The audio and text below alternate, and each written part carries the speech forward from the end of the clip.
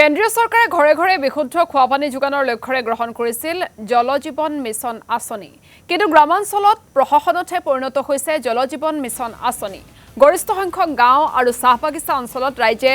সুফল লাভ কৰা নাই জল জীৱন আঁচনিৰ কৰবাত আঁচনি সম্পূৰ্ণ হলেও ওলোৱা নাই পানী আন কৰবাত আকৌ বিতৰণ কৰা হৈছে অপৰিষ্কাৰ পানী বহু গাঁৱত পানীৰ পাইপ সংযোগ কৰা হৈছে যদিও ৰাইজে লাভ কৰা নাই বিশুদ্ধ খোৱা পানী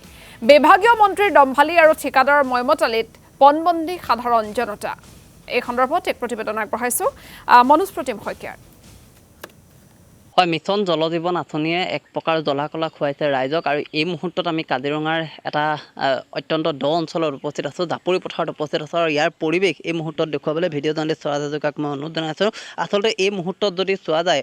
ঘৰে ঘৰে বিশুদ্ধ খোৱা পানী যোগানৰ বাবে প্ৰৱৰ্তন কৰা প্ৰধানমন্ত্ৰীৰ যিখন আঁচনি জল জীৱন আঁচনিৰ নামত এক প্ৰকাৰ ব্যাগুম কেলেংকাৰী সংঘটিত হোৱাৰ কথা ইতিমধ্যে প্ৰকাশ হৈছে আৰু এই মুহূৰ্তত যদি চোৱা যায় কাজিৰঙাৰ অধিক সংখ্যক এলেকাতে কেৱল মাত্ৰ পাইপ বহুৱাই সীমাবদ্ধ থাকিল মিছনৰ কাম বৰ্তমানে খোৱা পানীৰ পৰা বঞ্চিত হৈ থাকিল গঞা আৰু যিসকলৰ পাইপেৰে পানী পোৱাৰ সৌভাগ্য হ'ল সেইসকলৰ পানী যোগানৰ ব্যৱস্থা অত্যন্ত অনিয়মীয়া বা যিসমূহ অঞ্চলত পানী পাইছে সম্পূৰ্ণ ঘোলা পানী বা ব্যৱহাৰৰ অনুপযোগী আৰু এই মুহূৰ্তত যদি চোৱা যায় এই বিভাগটোৰ আচলতে এনে জোৰা টাপলি মৰা কাৰ্যৰ বিৰুদ্ধে এক প্ৰকাৰ সৰব হৈ পৰিছে বানপীড়িত কাজিৰঙা ৰাষ্ট্ৰীয় উদ্যানৰ কাষৰীয়া যিসকল ৰাইজৰ দাবী যে অতি শীঘ্ৰে এই যিসমূহ প্ৰকল্প এই প্ৰকল্পসমূহৰ কাম সম্পূৰ্ণ হ'ব লাগে আৰু এই মুহূৰ্তত দেখা পোৱা গৈছে যে হাবিৰ মাজত এনেধৰণে জল জীৱন আঁচনিৰ যিখন অভিলাষী আঁচনি সেই আঁচনিখনৰ পাইপ এনেধৰণে পৰি ৰৈছে আৰু অত্যন্ত নিম্ন মানদণ্ডৰ সামগ্ৰী ইয়াত ব্যৱহাৰ কৰা হৈছিলে এটা মাত্ৰ গৰু উঠিছিলে কিন্তু পাইপসমূহ সম্পূৰ্ণৰূপে ভাঙি তছনছ হৈছে মই প্ৰথমতে আপোনাৰ ওচৰলৈ আহিছোঁ পানী পাইছেনে নাই পাইছোঁ পানী পোৱা নাই আমি 3 মাহ হৈছে পানী পোৱা পানী আপোনালোকে নাই পোৱা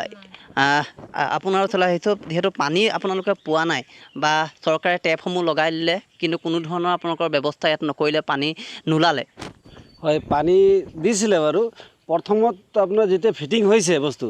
তেতিয়া আপোনাৰ 1-1.5 মাহ পূৰা চলি আছে যেতিয়া এই চৰকাৰী মানুহ ঘূৰি আছে তাৰ 1-1.5 মাহ পাছত আৰু কোনো পানীৰ কোনো চৰকাৰী মানুহ এটাও ঘূৰা নাই কোনো মানে জল কিবা হেৰি কৰা মানুহ কোনো চাব অহা নাই আপুনি চাই যাব ইয়াৰ টেপৰ কোনো মানে হেৰি নাই আদিমূল্য এইখিনি বস্তু আপুনি চাই যাব পাৰে এইখিনি যদি নচলে এইখিনি বস্তু ভাল হৈ নাথাকে এই ল'ৰা ছোৱালী আহিছে কোনোবাই কিবা গৰু চৰু খুন্দা মাৰি ভাঙি গুচি যায় আচলতে অত্যন্ত দুৰ্ভাগ্যজনক কথা মই আপোনাৰ ওচৰলৈ আহিছোঁ যিহেতু নাজানো বেছিকৈ আৰু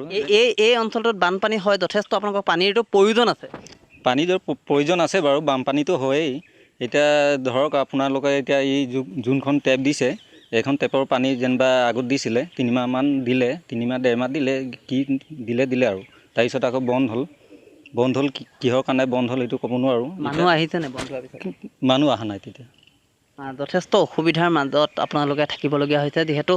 বানপীড়িত অঞ্চল বানপানী হ'লে খোৱা পানীৰ কাৰণে যথেষ্ট অসুবিধা হয় আমি আকৌ আতিলে যাব লগা হয় মানে ধৰক যেনিবা বৰজুৰি তেনেকৈ গৈ নাও মাৰি পানী আনিব লগা হয় বাল্টিয়ে আমাৰ টিউবেলবিলাক পানীৰ তলত যায় যিকেইটা দিন পানী নাথাকে সেইকেইটা দিনটো আমি চৰকাৰী পানী পাব লাগে এটা গৰু উঠিলে পাইপসমূহ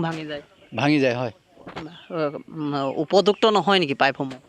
এইটোতো আমি নাজানো ফিটিং কৰা মানুহে জানিব কেনেকৈ ফিটিং কৰিছে কেনেকৈ কি এইকেইটা বনোৱা মানুহে জানিব আমিতো মানে পানী পালে আমি আকৌ নিজৰ চোতালত নিজে নি পেলাই খাওঁ নিশ্চয়কৈ আচলতে মই আন একাংশ আছে মই আপোনাৰ ওচৰলৈ আহিছোঁ চৰকাৰৰ এখন অভিলাষী আঁচনি মন্ত্ৰীগৰাকীয়ে ইতিমধ্যে তেখেতে কয় যে তেখেতে প্ৰতিঘৰ মানুহৰ ঘৰত পানী ৰাইজে পাইছে আপোনালোকে কি দেখা পাইছে যিহেতু আপোনালোকে এই অঞ্চলসমূহতে আপোনালোকে থাকে বা এই অঞ্চলসমূহৰ পৰা আপোনালোকে আগবাঢ়ি যায়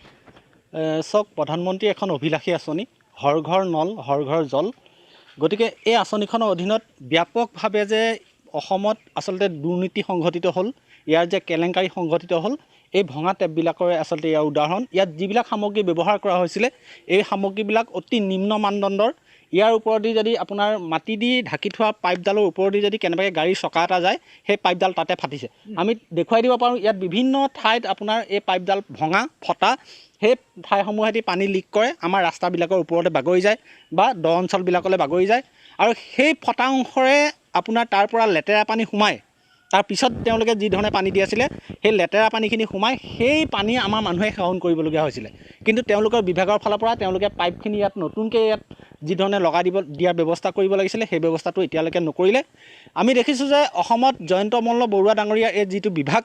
এই বিভাগে আচলতে এই জল জীৱন আঁচনিৰ অধীনত থকা যিখিনি মানুহ খোৱা পানী পাবলগীয়া মানুহ সেই মানুহখিনিক আচলতে কোনো দিন তেওঁ ভালকৈ চোৱা চিতা কৰিব পৰা নাই আৰু মন্ত্ৰীজনে যে তেওঁ এই বিভাগটো লৈ আছে আচলতে তেওঁ যদি চম্ভালিব নোৱাৰে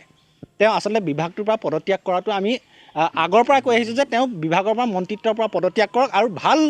হিমন্ত বিশ্ব শৰ্মা ডাঙৰীয়াই ভাল এজন দক্ষ মন্ত্ৰীক এই বিভাগটো অৰ্পণ কৰক নহ'লে গাঁৱৰ মানুহে ইয়াৰ পৰা খোৱা পানী খাবলৈ নাপায় এইটো আপোনাৰ দেখিব যে এইটো একদম বানপানী অধ্যুষিত অঞ্চল এই অঞ্চলবিলাকত যেতিয়া বানপানী হয় তেতিয়া এটোপা বিশুদ্ধ খোৱা পানীৰ কাৰণে ইয়াত যিসকল মানুহ থাকে সেই ভুক্তভোগী মানুহখিনিয়েহে আচলতে জানে যে এটোপা পানীৰ মূল্য কিমান গতিকে এই কথাটো মন্ত্ৰীজনে বুজাটো ভাল গৰু চিণ্ডিকেট কৰি তেওঁ এই অজস্ৰ সম্পত্তি কৰি মাটি কেলেংকাৰী কৰি এতিয়া গাঁৱততো আমাৰ বুবু বাবা চলে যে তেওঁ এই জয়ন্ত বোলাজনেতো আৰু আচলতে মানে খুব টকাবিলাক আমাৰ জল জীৱনৰ পৰা মাৰি কৰি খাই পেলাই মাটি চাটি কিনিছে নেকি এনেকুৱা ধৰণৰ কথাহে আচলতে গাঁওবিলাকত এতিয়া ওলায় নিশ্চয়কৈ এইখিনি মুহূৰ্তত মই ধন্যবাদ জ্ঞাপন কৰিছোঁ আৰু এই মুহূৰ্তত আচলতে হয় গ্ৰামাঞ্চলৰ বনস্পতি শইকীয়া আপোনাক এই মুহূৰ্তত ধন্যবাদ জ্ঞাপন কৰিছোঁ আপুনি ৰাইজৰ সমস্যাৰ বিষয়ে জনোৱাৰ বাবে